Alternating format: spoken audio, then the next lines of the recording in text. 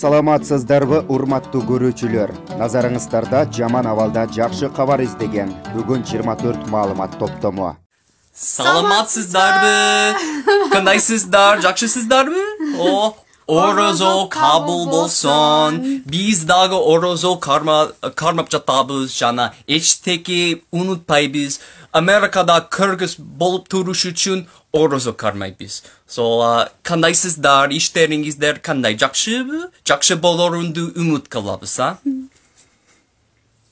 Пока. Пока.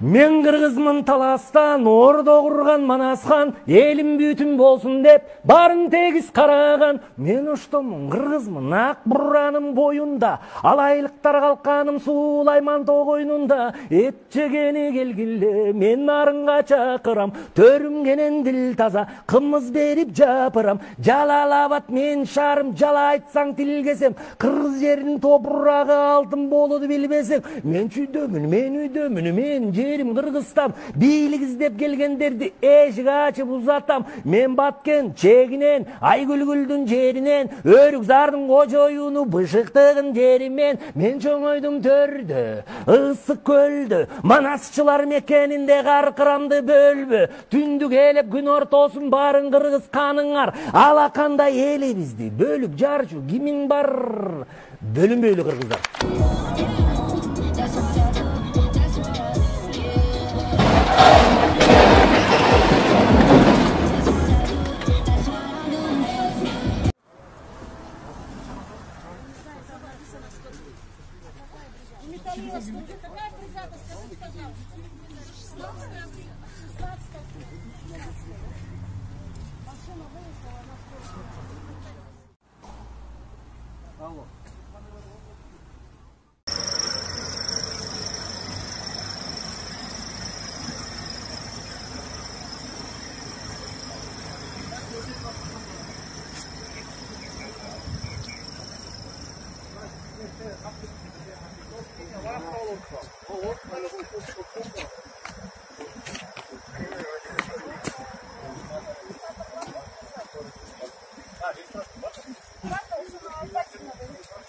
Саламатсыздарбы, ардактуу мугалимдер. Биз азыркы күндө өлкөбүздөгү оор кырдаага карабастан билим алууну аралыктан улантып келе жатабыз. Мындай окуу албетте мектептен алган билимге тең келбегени менен бизди өз алдынча изделип билим алууга түрткү берди. Тоого тоолор курамалап курашып, узун тартып уламалап улашып, алда кайдан кебес тартып жалапкан кербенчилик төөлөрүндөй ичбашып. Кара жоолор аркай жерде каркайып, катмарлашып калың тартып даңкайып, алмасын доо көккө тийген миздери арыстандын азуусундай арсайып. Мөңгү кетпей чокулары жалтырап, тоңгол муздар шөкүлөдөй жаркырап, ар жагынан бер жагына куш эмес, араң гана бургон өтөт калтырап. Жаз келерде эң биринчи жаз конуп, кыш болорду эң биринчи кыш тоңуп, аяламга айды элеккединде эң биринчи ай жамынып ак болуп.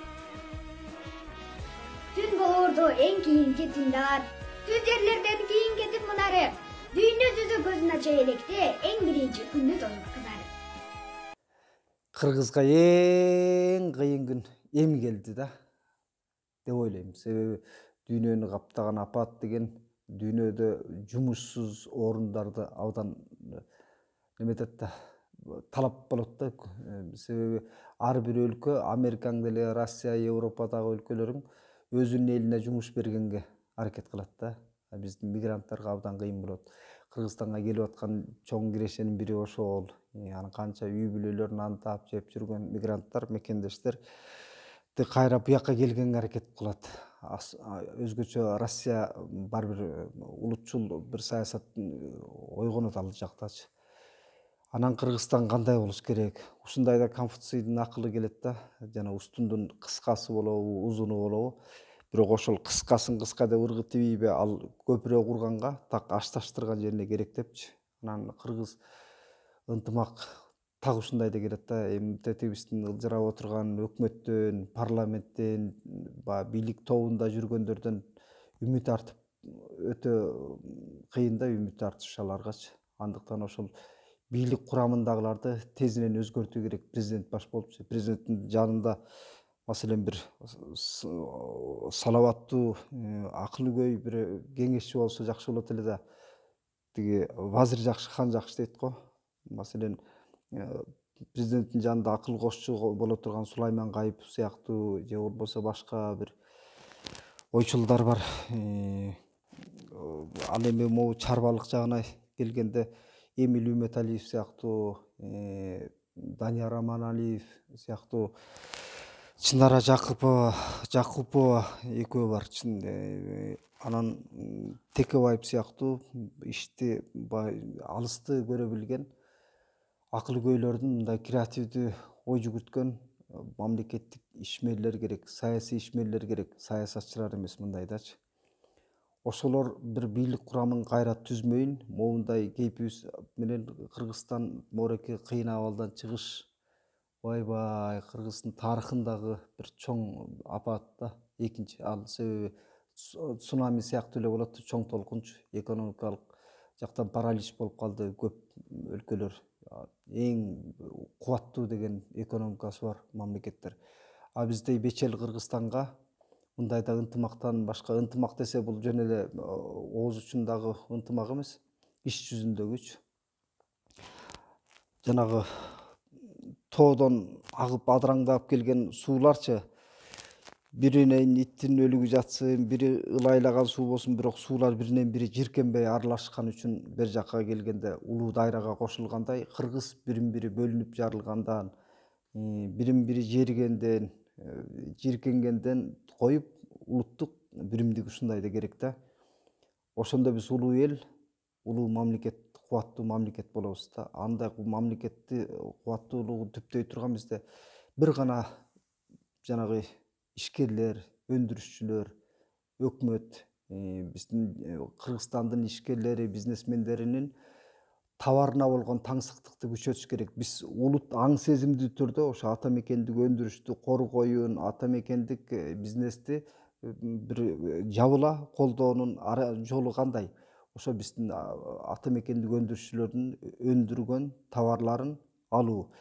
Себеби бизде көп учурда контрабанда менен каптап кеткен, же болбосо экспорт менен келген товарлар толтура. Алардын баасы биздин ата мекендик өндүрүштөн да итбекер арзан турат да. Мындай айтканда конкуренцияны түзгөн ошолор да контрабанда менен өзгөчө жол мененчи. Андыктан кыргыз ишкерлерине өкмөт ушунчалык колдоо, жагымдуу климат болуп бербесе, булар дагы кыйналып турган кези азырчы. Анан элге жумуш берүүдө ошо ички тышкы миграцияны токтото турган күчтөр бир гана ошол ишкерлер менен өндүрүшчүлөр.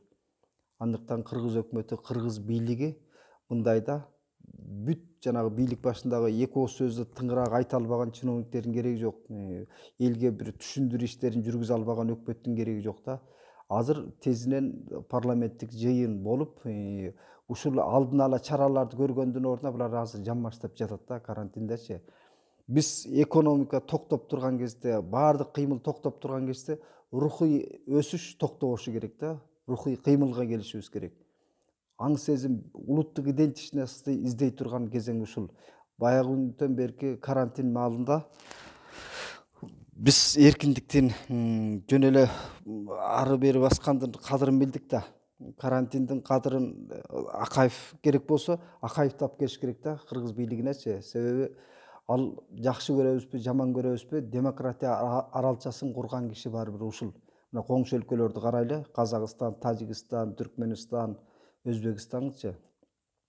Андыктан Акаевди бир эле баягы жек көрүү сезим менен сыртка коюп койбой, ошо кишинин дүйнөлүк тажрыйбадагы, дүйнөлүк деңгээлде төбөсү көрүнгөн экономист да, илимпоз. Ошол экономикалык прогноздору канчалык баягы айкын болуп келди. Бир адамда катачылык экен, катачылык үчүн эми аны такыр эле жазасын ушундан өткөн жаза барбы? өзүн топурак өзүн баягы кири жуулуп топурак кири чайкалган, киндиги кесилип кири чайкалган өзүнүн мекенине келе албасачы, мына канча жылдан бери карантинде жүрөт алчы, четте өзүнүн мекенине келе албай. Керек болсо Акаевди алып келип, Отунбаева сыяктуу бир мындай элге өрнөгүн көрсөтө турган инсанаттарды ушул кезде падышанын тегерегинде акыл кеңешчи кылып, ошолордун тажрыйбасын, билимин пайдаланып, бул жерден кыргыз бирин бири жаман көрүп, кек сактап жектей турган кез эмес. Тарыхый алдыдагы өнүгүүгө багыт алышыбыз керек. Артка кылчактабай, тарыхка кылчактабай жөн элечи алдыгагы бүгүнкү күнгө прогноз жасап, келечекте эмне болуп кетебиз. Антпесек Кыргызстан бүгүнкү күндө момундай дүйнөлүк апаттан чыгуунун чоң кризисинде баарыбыздын башыбызды кошкон нерсе улуттук идея. Улуттук идеянын тегерегинде мамлекеттин кубаттуулугун арттырып, элдин аң сезимдүүлүгүн, элди билимге чакырган, мээнеткечтикке, жана эле жанагы бизде бата дейт да. Бата деген фокус, мына Элмирбек жакында элдин немеси бир көрөңгөс бөксөрүп отуруп калды да, Элмирбекке канчалар бата берди эле. Бата деген нерсеге мындай деш керек да, бата берген киши бир өмүрүң узак болот же бата алган киши эле бир ирденип жөнүгүп кетет дегенчи. Бата эмес, биз баардык кубатты, сыйкырды илим, билим, изденүүдөн көрүшүбүз керек. Азыр талбай эмгектенип, чымырканып ойлонор кезибиз Кыргыз. Андыктан мен Кыргыз элине бүгүнкү айта турган кебим ушул.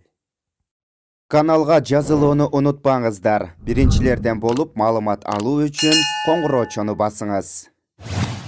Дайыма ден соолукта болуңуздар. Сиздер менен бүгүн 24 маалымат топтому болду.